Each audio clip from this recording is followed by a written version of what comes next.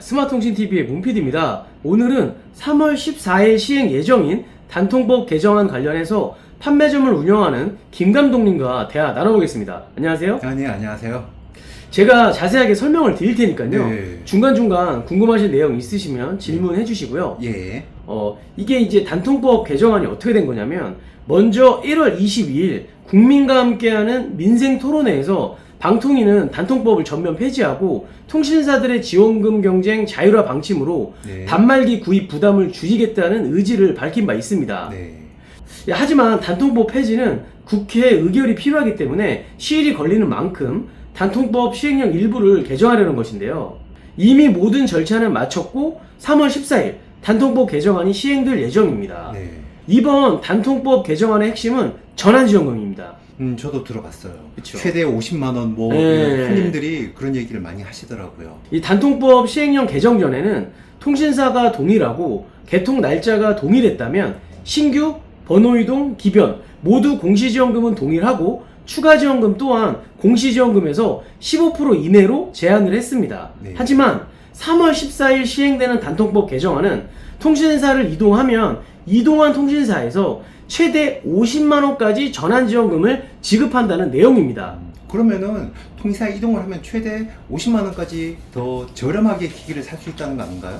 소비자들은 그렇게 생각하고 있는 경우가 많더라고요. 제가 전환지원금을 조금 더 자세하게 그럼 설명을 드리면요. 네. 통신사를 이동하면서 공시지원금 할인을 받아 개통한다면 네. 그 공시지원금 플러스 전환지원금 최대 50만원까지 혜택을 받을 수 있다. 네. 이건데 예. 여기서 전환지원금은 지금 보시는 것처럼 통신사 위약금, 유심카드 발급 비용, 장기가입 혜택 상실 비용을 전환지원금으로 지급이 가능하다라고 적혀 있습니다. 예.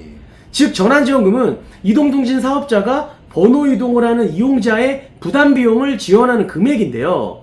즉 전환지원금은 통신사 이동 시 전 통신사에서 발생되는 위약금이 주된 내용이라고 보면 됩니다. 그러면은 위약금이 없는 사람들은 어떻게 되는 걸까요? 그 예를 들어서 설명을 예. 좀 드리겠습니다. 예. SK 100만원짜리 갤럭시 S24를 공시지원금 50만원 할인을 받고 할부원금 50만원으로 개통을 했습니다. 네. 50만원 출고가에서 할인 받았다고 가정을 예. 했으니까요. 예. 그리고 1년이 지난 시점에서 통신사를 SK에서 KT로 옮기면서 S25 단말기를 개통하려고 합니다. 네. 이 통신사 약정은 2년이기 때문에 SK 공시지원금 50만원 할인에 대한 공시위약금이 30만원 정도가 발생되고 네. 할부는 1년 썼기 때문에 25만원 정도가 별도로 남아있겠죠. 그렇겠죠. SK에서 KT로 이동 시 전환지원금이 30만원이라고 했을 때 SK에서 발생되는 위약금 30만원은 KT에서 지원을 하고 단 갤럭시 S24의 남은 할부 25만원은 소비자가 부담하는 것입니다. 지금 김 감독님이 방금 말씀하신 것처럼 많은 기사 등을 통해 접하신 소비자분들이나 심지어 판매자분들도 3월 14일 이후에 통신사를 이동하면 추가로 무조건 기계값을 50만원 할인받을 수 있다, 이렇게 알고 있는 분들이 많은데요. 그렇죠. 방통위에서 정한 전환지원금에 대한 내용을 보면 위에서 말씀드린 것처럼 위약금이 주인 것을 알 수 있습니다. 네. 그리고 중요한 게 전환지원금 적용 방식이 아직 확정이 안 됐습니다. 예를 들어 SK에서 위약금이 20만원이고 KT로 이동 시에 전환지원금이 30만원인 경우 남은 전환지원금 10만원은 어떻게 되는지. 그러게요. 두 번째, SK에 위약금은 없고 LG통신사로 이동 시에 전환지원금이 50만원 경우 어떻게 되는지. 여기에 통신사 방통위는 아직까지 정확한 답변을 못하고 있습니다.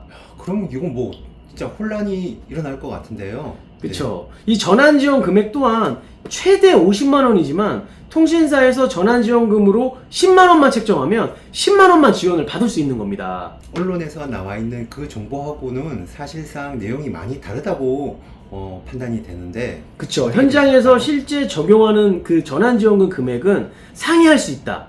이 한 가지 더 우려되는 부분은 이 전환지원금을 받은 소비자들에게 그 금액만큼 위약금으로 책정이 되는데요. 즉 공시지원금 할인을 받아 개통하면서 전환지원금까지 받게 되면 공시위약금, 전환지원위약금 이렇게 위약금이 늘어납니다. 공시지원금 50만원을 받고 전환지원금을 최대 50만원까지 받게 되면 위약금이 100만원이요. 100만원. 바로 이동한 통신사의 노예 확정. 땅땅땅. 그러면은 전환지원금과 공시지원금을 받아서 개통을 했을 때 또 1년 뒤에 통신사 변경을 하게 되면 그때는 또 전환지원금이 어떻게 형태가 되나요? 그러니까 지금 방금도 감독님이 말씀하신 것처럼 위약금이 커진 상태에서 다른 통신사로 옮기는 건 쉽지 않겠죠. 그렇겠죠. 즉 이번에 전환지원금은 일회성으로 그칠 것이 딱 보입니다. 그리고 짧은 시간 안에 개정안이 바로 시행이 되잖아요. 네. 통신 관계자들한테 전해들은 이야기로는 전환지원금을 자동으로 적용시키는 전산 시스템이 구축이 안 되어 있다고 합니다. 이게 하루 이틀 만에 만들어지는 시스템이 아니라 상당한 시일이 소요된다고 합니다. 그럼 이거 어떻게 해야 될까요? 그러니까 많은 분들이 3월 14일 바로 당장 통신사에서 어떻게 전환지원금을 적용시킨다는 것인지 많이 궁금해들 하는데요. 네. 바로 판매자들의 판매장려금에 이 전환지원금을 추가시키는 겁니다. 근데 그러면은 여태까지 나와있던 판매 수수료라든가 그런 것들이 갑자기 올라갈 수도 있겠다라는 생각이 드는데 그렇죠. 이게 판매자들이 판매장려금 중에 통신사가 정한 전환지원금을 소비자들에게 직접 지원하라 이겁니다. 그러면 이 내용을 가지고 보면은 휴대폰이 판매자 마음대로 금액을 정할 수 있다 보니까 출고가라든가 할부 원금이 다 달라질 수가 있겠네요. 아니죠. 전환지원금을 통신사에서 정해줄 건데 예. 그 전환지원금을 자동으로 통신사에서 적용시키는 전산 시스템이 없다 보니까 네. 그 금액만큼 판매장려금에 얹히는 거죠.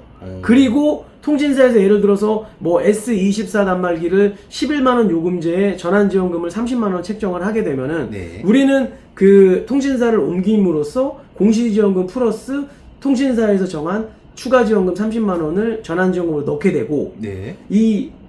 그만큼 판매장려금에서 그 30만원은 빠지게 되고요. 이거는 이제 강제성을 띠게 될 겁니다. 왜냐면 네. 지금 법 시행령이 개정이 됐기 때문에 판매자가 자율적으로 전환지원금을 정하는 형태가 아니고요. 네. 이거는 통신사가 정하는 겁니다.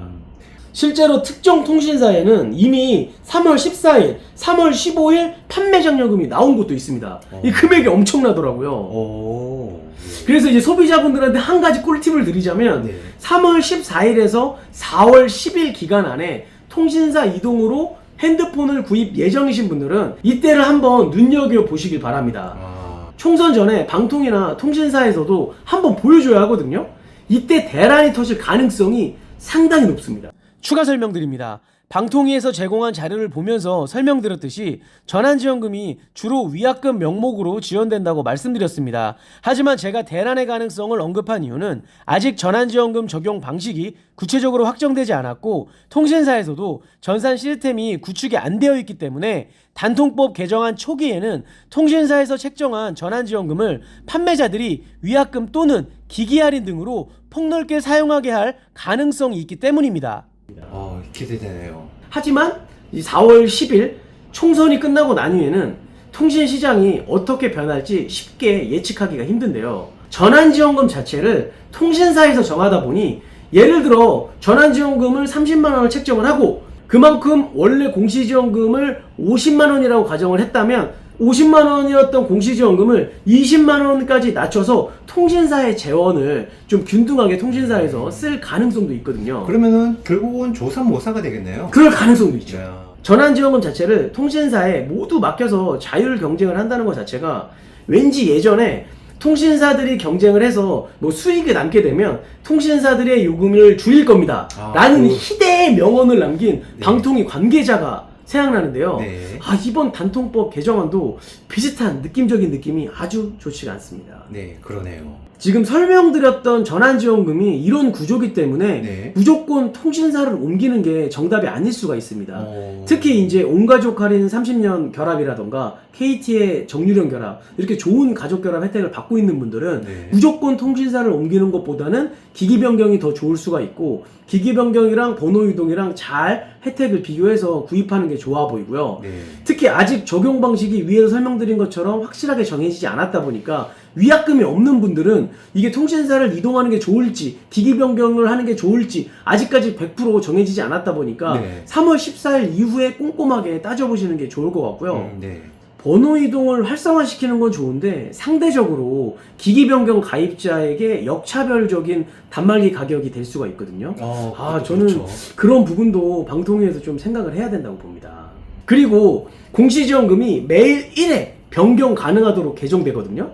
원래는 14일 그 다음에 뭐 7일 네. 이렇게 줄어들었는데 이제는 매일 1일 변경인데 이렇게 되면 어제, 오늘, 내일 핸드폰 가격이 모두 다를 수가 있어서 소비자, 판매자 모두 대혼란이 예상됩니다. 그럴 것 같아요, 진짜. 물론 이제 공시지원금을 1일 주기로 변경을 한다고 해도 통신사가 뭐 1일 있다가 해도 그만, 3일 있다가 해도 그만이긴 한데 그만큼 우리는 단말기 가격 자체를 예측하기가 쉽지가 않습니다. 그래서 지금 전환지원금도 통신사 마음대로, 공시지원금도 통신사 마음대로, 이거 너무 통신사에 좌지우지되는 이게 통신시장이 될 것 같은데 상당히 혼란스러울 것 같아요. 빨리 총선이 끝나야 될 것 같은데요? 아니 근데 이제 총선이 끝나더라도 이미 이렇게 단통법 개정안이 시행이 되면 이 돌이킬 수가 없거든요. 물론 이제 이게 시행이 되고 다시 한번 조정은 하겠지만 한번 시행을 해서 통신시장에 혼란을 가져다 주면은 그걸 다시 되돌리기가 그렇게 쉽지가 않을 것 같거든요. 이제 제 개인적인 바람으로는 실제 통신사들이 활발한 경쟁으로 소비자들에게 보다 저렴한 가격으로 핸드폰을 바꿀 수 있는 계기가 되었으면 좋을 것 같고요. 네. 지금 경기가 어려워서 통신시장 자체도 많이 침체가 되어 있는데 통신시장에도 활기를 불어넣어서 판매자들과 소비자들 모두 같이 윈윈했으면 좋을 것 같긴 합니다. 네. 저도 같은 생각입니다. 근데 전망이 너무 어두워요. 제가 봤을 때. 이 단통법 개정안이 시행되면서 눈을 뜨고 좋은 점을 찾아보려고 많이 노력을 하고 분석을 많이 해봤는데 네. 어두운 것만 많이 보여가지고 실제 제가 생각하는 거나 예측이 틀렸으면 좋긴 하겠는데 이미 이런 행정고시 이런 전문들은 다 방통위 지금 홈페이지에 다 나와 있거든요. 예. 이제 그걸 보고 말씀을 드리는 거라서 이렇게 될 가능성이 지금까지는 상당히 높다. 걱정입니다. 네. 하지만 이제 3월 14일 이제 시행이 되고 우리가 또 이와 같은 주제로 이야기를 나눌 예정이니까요. 그때 한번 다시 뭐 우리가 예상했던 부분에서 뭐 변경된 점은 있었는지 아니면 우리가 예상대로 그대로 흘러가는지 이런 거를 더 디테일하게 얘기 한번 나눠보는 시간을 가지면 좋을 것 같습니다. 네. 감독님 끝으로 뭐 하실 말씀 없으세요? 예, 있죠. 네. 구독, 좋아요, 알림 설정. 구독, 좋아요, 알림 설정 부탁드립니다. 뿅!